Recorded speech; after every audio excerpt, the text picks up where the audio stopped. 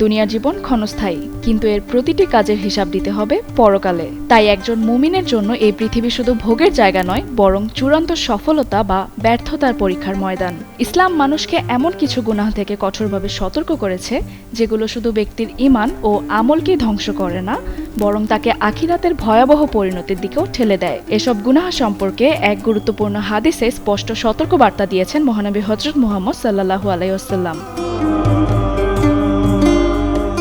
পবিত্র কুরআনে মহান আল্লাহ তাআলা ইরশাদ করেছেন, পৃথিবীর সব সৌন্দর্য ও আকর্ষণ মানুষের পরীক্ষার জন্য সৃষ্টি করা হয়েছে, যাতে দেখা যায় কে আমলের ক্ষেত্রে উত্তম। একই সঙ্গে ঈমান ও নেক আমলকারীদের জন্য জান্নাতের সুসংবাদও দিয়েছেন তিনি।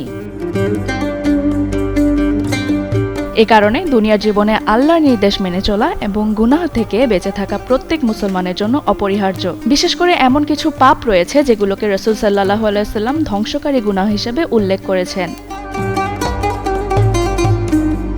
হযরত আবু হুরায়রা রাদিয়াল্লাহু আনহু থেকে বর্ণিত এক হাদিসে রাসূল সাল্লাল্লাহু আলাইহি ওয়াসাল্লাম বলেছেন, তোমরা 7টি ধ্বংসকারী বিষয় থেকে দূরে থাকো। সাহাবীরা এই বিষয়ে জানতে চাইলে তিনি বলেন, আল্লাহর সঙ্গে শরীক করা, জাদু করা, অন্যায়ভাবে মানুষ হত্যা করা, সুদ খাওয়া, এতিমের সম্পদ আত্মসাৎ করা, যুদ্ধক্ষেত্র থেকে পালিয়ে যাওয়া এবং পবিত্র চরিত্রবান মুমিন নারীদের বিরুদ্ধে মিথ্যা অপবাদ দেওয়া।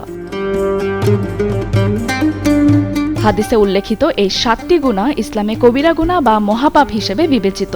এগুলো মানুষের ব্যক্তিগত, পারিবারিক ও সামাজিক জীবনে ভয়াবহ প্রভাব ফেলে এবং আল্লাহর অসন্তুষ্টির কারণ হয়ে দাঁড়ায়।